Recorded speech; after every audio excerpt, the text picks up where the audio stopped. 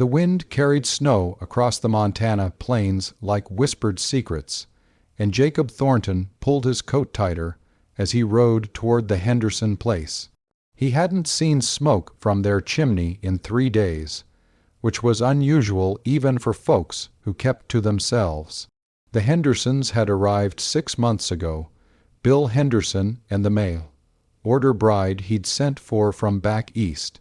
Jacob had met them only twice, brief encounters at the general store where pleasantries were exchanged but nothing more. As Jacob approached the small cabin, he noticed the door standing open, swinging slightly in the bitter wind. His hand moved instinctively to the rifle on his saddle, though he couldn't say what danger he expected to find. The cabin sat silent and still, and when he dismounted and called out, only the wind answered. Inside, the cabin was a mess. Furniture overturned, dishes broken on the floor, and in the center of it all, huddled near the dying embers of the fireplace, was a woman wrapped in a thin shawl. She looked up at him with eyes that were both terrified and resigned, her face bruised on one side, her lips split and swollen.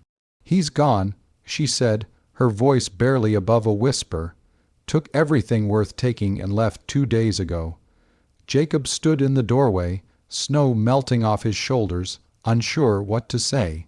He'd heard stories of mail-order marriages gone wrong, but seeing the evidence of it made his stomach turn.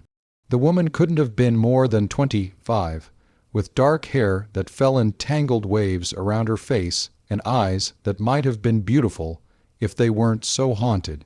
"You hurt bad?" he asked, stepping carefully into the cabin.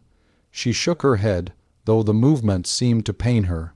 "Nothing that won't heal. He didn't like that I couldn't give him children.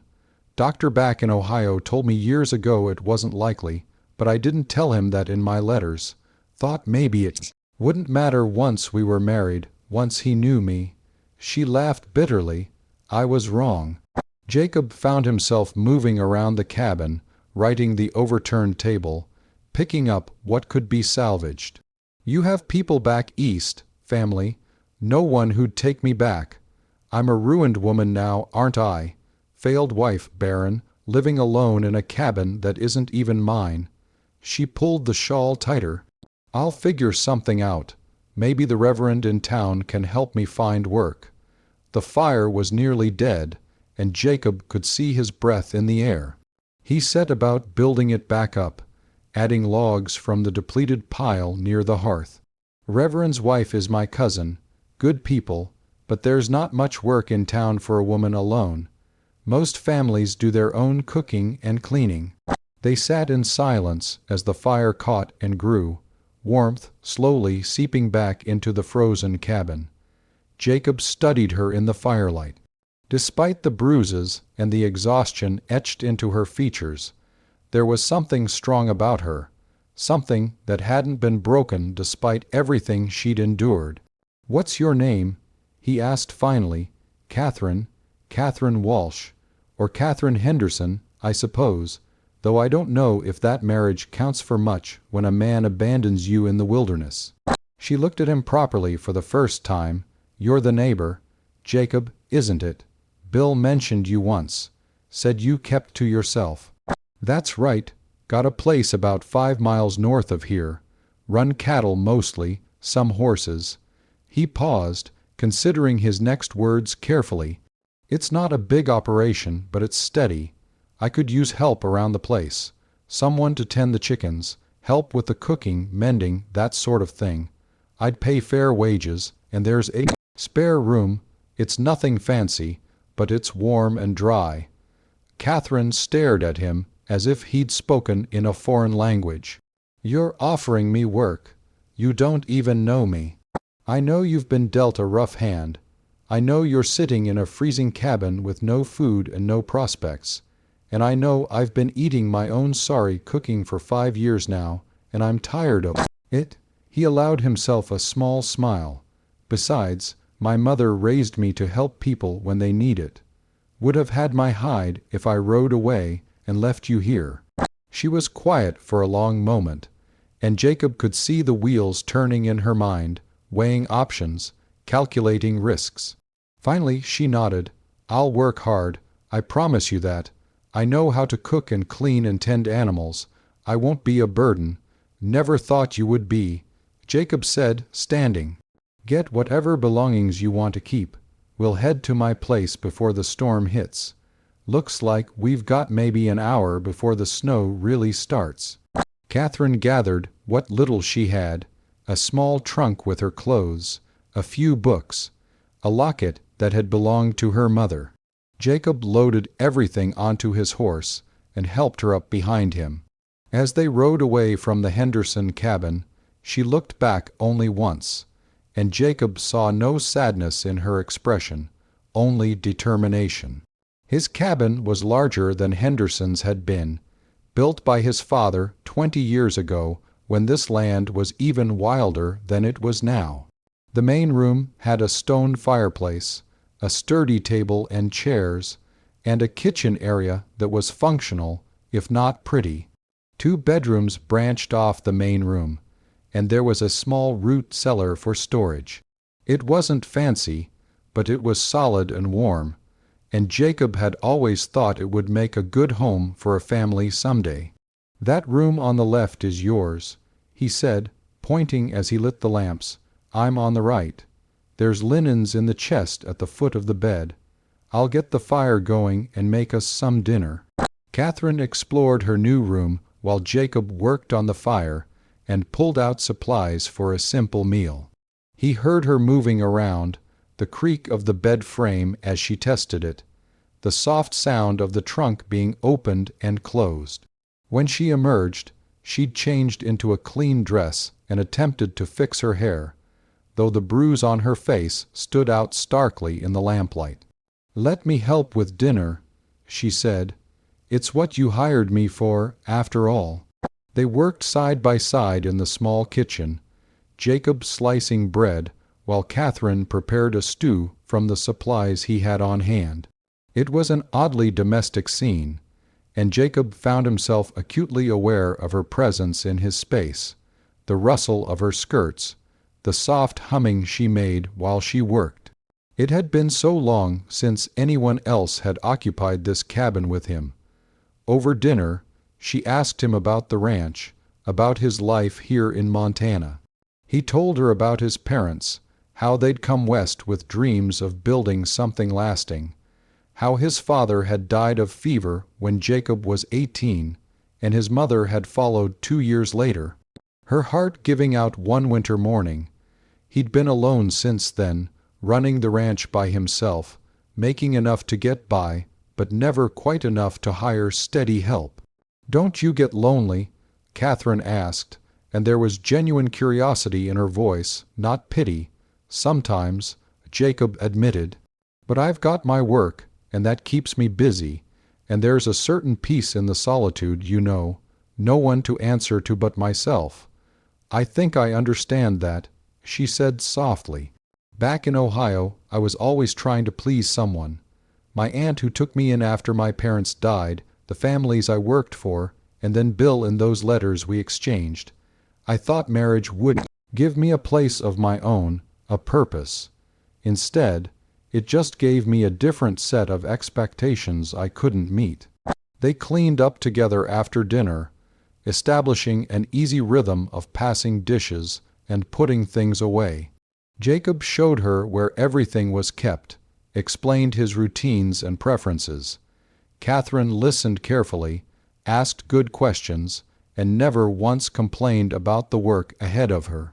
That first night, Jacob lay in his bed listening to the sounds of another person in his home. He heard Catherine moving around in her room, the creak of the floorboards, the soft sound of her crying that she tried to muffle in her pillow. He wanted to go to her, to offer comfort, but he knew it wasn't his place. She was an employee, nothing more, and he needed to remember that. The days that followed fell into a pattern. Jacob rose early to tend the animals, and when he returned for breakfast, Catherine always had something hot waiting for him. She kept the cabin cleaner than it had been in years, mended his clothes, and cooked meals that reminded him of his mother's cooking. In the evenings, they would sit by the fire, and sometimes she would read aloud from her books while he worked on tack or carved small figures from wood. Catherine was smart, Jacob discovered. She had opinions about everything from politics to literature, and she wasn't afraid to argue with him when they disagreed. She made him laugh with her dry observations about ranch life, about the chickens she'd named after Roman emperors, about the stubborn cow that refused to be milked by anyone but her. The bruises on her face faded over the weeks, and color returned to her cheeks. She gained back the weight she'd lost during those hard months with Henderson, and her smiles came more easily. Jacob found himself watching her when she didn't notice, admiring the grace in her movements, the way she hummed while she worked, the kindness she showed to every living creature on the ranch. Winter deepened, and there were days when they were snowed in together, unable to go farther than the barn and back. During those long days, they talked about everything and nothing. Catherine told him about growing up in Ohio, about the books she'd loved as a child, about her dreams of seeing the ocean someday. Jacob shared stories of his parents, of learning to rope cattle from his father, of the year a bear had wandered into their camp, and his mother had scared it off with nothing but a cast-iron skillet. And determination. Your mother sounds like she was remarkable, Catherine said one evening, her knitting needles clicking softly as she worked on a pair of socks for him. She was strong as any man I've known, but gentle too. She could deliver a calf in the morning and play piano beautifully that same evening. My father used to say she was a miracle, and he thanked God every day for sending her to him. Did they have a good marriage? Jacob nodded. The best I've ever seen.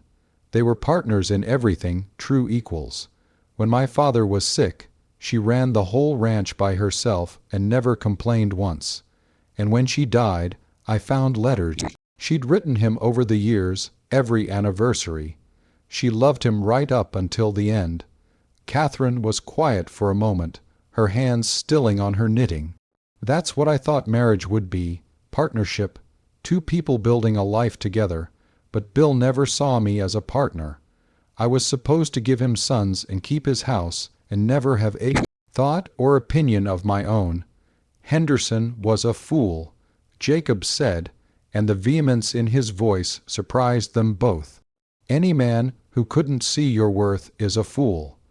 Their eyes met across the room, and something shifted in the air between them. Catherine looked away first, her cheeks flushing as she returned to her knitting, but Jacob couldn't shake the feeling that something important had just happened. Some line had been crossed that they couldn't uncross. Christmas came, and Jacob surprised Catherine with a small tree he'd cut and brought inside. She decorated it with paper chains and dried berries, and on Christmas morning they exchanged simple gifts. He'd carved her a wooden box for her sewing supplies, spending hours on the intricate pattern on the lid. She'd knitted him a scarf in deep blue wool that matched his eyes, and she'd sewn him 2 new shirts from fabric she'd bought with her wages at the general store. You didn't have to spend your money on me, Jacob protested, but he was touched by the gesture. I wanted to. You've given me so much, Jacob. A home, work, dignity. These shirts are just a small way to say thank you. After Christmas dinner, they sat by the tree, the lamp light casting warm shadows on the walls. Jacob found himself telling her things he'd never told anyone, about the loneliness of running the ranch alone, about the dreams he'd given up on having a family, about the fear that he'd spend the rest of his life living this half-life existence. Why did you give up on those dreams? Catherine asked gently. Because I never met anyone who fit. The women in town, they're nice enough, but they want things I can't give them. They want to move back east or have grand houses or... He trailed off, struggling to find the words. They don't understand this life. They see it as something to escape from, not something to build on. I understand it, Catherine said quietly. I've been happier these past months than I've been in years. I love the work, the rhythm of the seasons, the way every day matters. I love. She stopped, biting her lip. I should get these dishes cleaned up. But Jacob caught her hand as she stood. What do you love, Catherine? She looked down at their joined hands, at his rough, calloused fingers wrapped around her smaller ones. I love this place. I love the ranch and the animals and the way the mountains look at sunset. I love the quiet and the peace and the sense of purpose. She took a breath. And I love you, Jacob Thornton. I know I shouldn't. I know I'm just your employee, and I have no right to these feelings, but I can't help it. You're the kindest, most decent man I've ever known. And somewhere along the way I fell in love with you. Jacob stood slowly, still holding her hand, his heart pounding so hard he was sure she could hear it. Catherine, I've been in love with you since the day you argued with me about whether Shakespeare or Dickens was the better writer. Maybe even before that. I didn't say anything because I didn't want to pressure you, didn't want you to feel obligated. You've been through so much, and I wanted to give you time to heal. I have healed, she said, reaching up to touch his face with her free hand. Or maybe I've learned that healing doesn't mean forgetting the past. It means building something new despite it. I don't want to be your employee anymore, Jacob. I want to be your partner. Your equal. I want to build this ranch with you, build a life with you if you'll have me. He kissed her then, gentle at first, then deeper as she wrapped her arms around his neck and pulled him closer. It was everything Jacob had imagined and more, kissing this woman who had become essential to his existence, who had turned his lonely cabin into a home. I'll have you, he murmured against her lips. I'll have you for as long as you'll stay, Catherine Walsh. I'll marry you properly, in the church with my cousin's husband officiating, and I'll spend every day of my life making sure you never regret choosing me. I could never regret you, she said, tears streaming down her face, though she was smiling. You saved me, Jacob. You saw me at my worst and offered me not charity but opportunity. You gave me back my dignity and my strength, and then you gave me your heart. They married in early spring, when the snow had melted and wildflowers dotted the meadows around the ranch. It was a small ceremony, just a few neighbors and friends from town, but it was perfect. Catherine wore a simple blue dress she'd sewn herself, and Jacob wore his best suit, the one his mother had made him before she died. When they exchanged vows, there wasn't a dry eye in the church, because everyone could see how much these two people loved each other. The years that followed were good ones. The ranch prospered under their joint efforts, Catherine proving to have a head for business that complemented Jacob's practical skills. They became known throughout the territory as fair dealers and good neighbors, and their home was always open to travelers and friends. Catherine never did bear children, but it didn't matter the way she'd feared it would. They had each other, and they had the life they'd built together, and that was enough. Jacob often told her that she'd given him something more precious than children anyway. She'd given him partnership and love, and a reason to wake up grateful every morning. On their 5th anniversary, they sat on the porch of their cabin, watching the sunset paint the mountains gold and purple. Jacob had his arm around Catherine, and she leaned into him with the ease of long familiarity. "Do you ever think about that day I found you?" he asked. About how differently things could have turned out. Catherine considered the question. "Sometimes, but I think we were always meant to find each other, Jacob. Maybe not that way, maybe not under those circumstances, but somehow. You're my home, you always have been, even before I knew you existed. You're mine too," he said, kissing the top of her head. "Thank you for taking a chance on a lonely cowboy with nothing to offer but hard work and honest love. That's everything," Catherine said, looking up at him with eyes that still took his breath away. "That's always been everything." As the stars began to appear in the darkening sky, they sat together in comfortable silence, two souls who had found each other against all odds and built something beautiful from the ashes of disappointment and pain. It wasn't the story Catherine had imagined when she'd boarded that train west all those years ago, but it was so much better than anything she could have dreamed. It was real and honest and true, a love born not from letters and false promises, but from shared work and mutual respect and the slow, steady growth of genuine affection. And in that cabin in the Montana wilderness, with the mountains standing guard and the wind singing through the pine trees, Jacob and Catherine Thornton lived their